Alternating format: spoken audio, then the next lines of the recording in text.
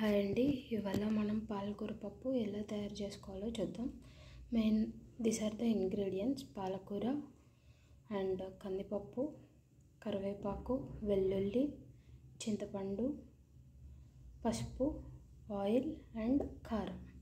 ఈ వెల్లుల్లి వచ్చి ఫస్ట్ నేను ఉడికేటప్పుడే వేస్తాను కొన్ని, ఆ తర్వాత కొన్ని పోపులో వేసుకుంటాను. అండ్ ఆల్సో కరివేపాకు కూడా అంతే.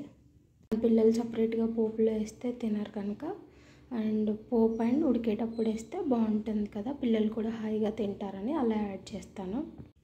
ఇప్పుడు పప్పుని నీట్గా 2 సార్లు కడుక్కొని అందులో కొన్ని వాటర్ యాడ్ చేసేసుకున్నాను నేను. అండ్ ఇందాక చూపించిన ఇంగ్రీడియంట్స్ అన్నీ ఇందులో ఇంకా యాడ్ చేసేసుకోవడమే. నేను ఇందాక చూపించిన ఇంగ్రీడియంట్స్ అన్నీ ఇప్పుడు పప్పులో యాడ్ చేసేసుకున్నాను. కుక్కర్ మూత పెట్టేసి ఒక 3 విజిల్లు రానిస్తే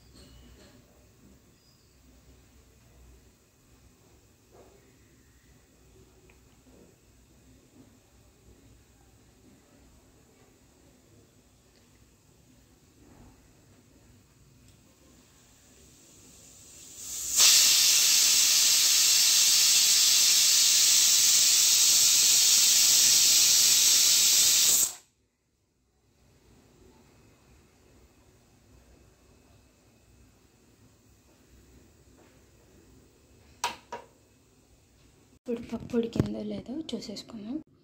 పప్పు అయితే 3 విజిల్స్కి మంచిగా ఉడికిపోయింది.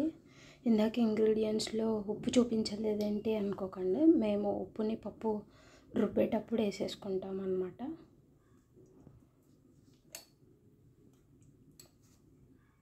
ఇప్పుడు పోపు వేసాం. ఆయిల్ కొంచెం వేడయ్యాక ఎండుమిర్చి,